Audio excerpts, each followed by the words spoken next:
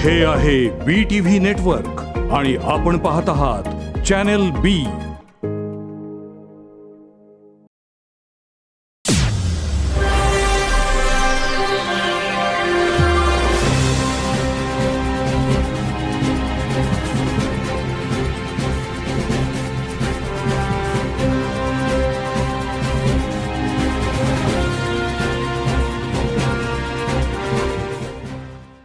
नमस्कार. कोल्हापूर महापालिकेच्या प्रभाग क्रमांक 12 मधून शिवसेना शिंदे गटाच्या धनुष्यबाण या चिन्हावरती सौ संगीता रमेश पवार या निवडणूक रिंगणात आहेत. RK पवार यांचं घराणं कोल्हापूरला अपरिचित नाही आहे. RK पवार हे माजी महापौर होते. सामाजिक, आर्थिक, सांस्कृतिक वेगवेगळ्या लढ्यांमध्ये ते सतत आग्रही असतात. कोल्हापूरच्या सामाजिक चळवळीतलं एक अग्रगण्य नाव म्हणून RK पवारांच्याकडे ओळखलं जातं, बघितलं जातं. त्यांचे चिरंजीव रमेश पवार हेही राजकारणात आहेत. महापालिकेत होते. स्थायी समितीचं सभापतीपद त्यांनी भूषवलेलं आहे आणि आता त्यांच्या पत्नी सौभाग्यवती संगीता पवार या शिवसेनेच्या धनुष्यबाण चिन्हावरती निवडणूक रिंगणामध्ये आहेत. या निवडणुकीमागं उभं राहण्यामागं त्यांची भूमिका काय आहे हे समजावून घेण्यासाठी आज आपण त्यांना इथे स्टुडिओमध्ये आमंत्रित केलेलं आहे. आपण त्यांचं स्वागत करूया. स्वागत आहे आपलं. नमस्कार. मला सांगा की ही निवडणूक लढवण्यापाठीमागची तुमची भूमिका काय आहे? नमस्कार. मी माजी नगरसेवक रमेश पवार यांची मिसेस संगीता रमेश पवार शिवसेना गटातून धनुष्यबाण या चिन्हावर लढत आहे, निवडणूक लढवत आहे आणि मी अधिकृत उमेदवार आहे शिवसेनेची. माझे सासरे RK पवार हे निवडणूक लढवून जिंकून आले. ते महापौर झाले. परत सासूबाई माझ्या निवडून आल्या. त्यांनी नगरसेविका झाल्या. त्यांनी कार्य केलं भागातलं.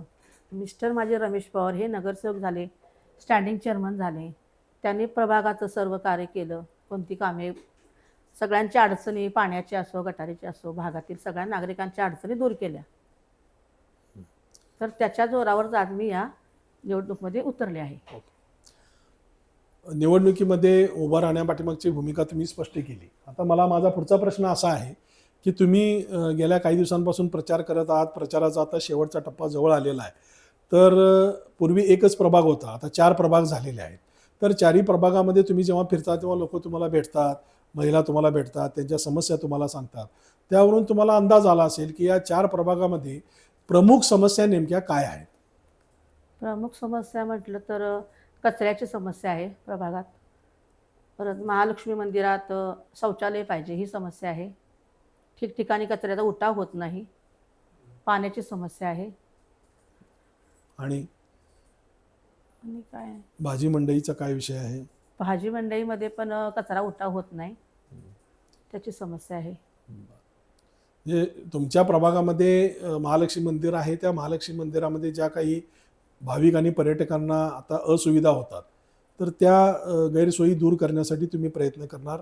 त्याचबरोबर भाजी मंडईमध्ये ज्या काही आता त्रुटी आहेत किंवा ज्या गैरसोयी आहेत त्याही दूर करण्यासाठी तुम्ही प्रयत्न करणार. आता ह्या प्रभागाच्या संदर्भात झालं. आता मला सांगा, तुम्ही निवडून गेला की तुम्ही कोल्हापूर महापालिकेच्या सभागृहात महापालिकेचे सदस्य म्हणून तुम्ही जाणार आहात. अशा वेळा तुम्ही एका प्रभागाचे नगरसेवक नसता, तर पूर्ण शहराचे प्रतिनिधित्व म्हणून तुम्ही तिथे काम करत असता. तर मला सांगा की उद्या तुम्हाला मोठं पद भूषवण्याची संधी मिळाली तर शहराच्या समस्या तुम्हाला माहीत असतील तर त्या तुम्ही सोडवू शकता. तर शहरातल्या प्रमुख समस्या काय आहेत असं तुम्हाला वाटतं? शहराच्या प्रमुख समस्या म्हटलं तर अख्ख्या कोल्हापूरमध्ये पार्किंगची खूप असुविधा आहे आणि पार्किंगची असुविधा आहे. पार्किंग झालं पाहिजे त्यासाठी. आणि महालक्ष्मी मंदिरामध्ये शौचालय एक बांधलं पाहिजे. महिलांची किंवा बाहेरचे पर्यटक येणारे त्यांची अव्यवस्था होते. बरोबर. त्यामुळं तिथं एक शौचालय हे झालं पाहिजे. ते मी प्रयत्न करेन. आणि पार्किंगची पण सुविधा करण्याची माझी इच्छा आहे. ही आहे. आणखी काय शहरातल्या शाळा ज्या आहेत महानगरपालिकेच्या त्या सुधारण्यासाठी मी प्रयत्न करेन. शहरातल्या महापालिकेच्या शाळांची आता काही शाळांची फार दुरावस्था झालेली आहे आणि शैक्षणिक दर्जा सुद्धा म्हणजे विचार करण्यासारखा आहे. विद्यार्थ्यांची संख्या कमी व्हायला लागलेली आहे. क्रीडांगण आहेत ती कुठली म्हणजे खेळण्याची तिथं दुरावस्था झाली, त्यांची सगळी दुरावस्था झालेली आहे. ते प्रयत्न करेन की ती चांगली व्हावी म्हणून. याचा असा माझा प्रयत्न राहील. म्हणजे शहरातली मैदानं सुधारली मैदानं, पाहिजे, क्रीडांगणं. क्रीडांगणं सुधारली पाहिजे, शाळांचा दर्जा सुधारला पाहिजे. हो. महालक्ष्मी मंदिराकडे तुमचं विशेष लक्ष राहणार आहे. त्याचबरोबर भाजी मंडई आहे तुमच्या प्रभागामध्ये, तीही तुम्ही सुस्थितीत करण्याचा प्रयत्न करणार आहात. शहरातल्या उद्यानांच्या संदर्भात काय तुमचं निरीक्षण आहे?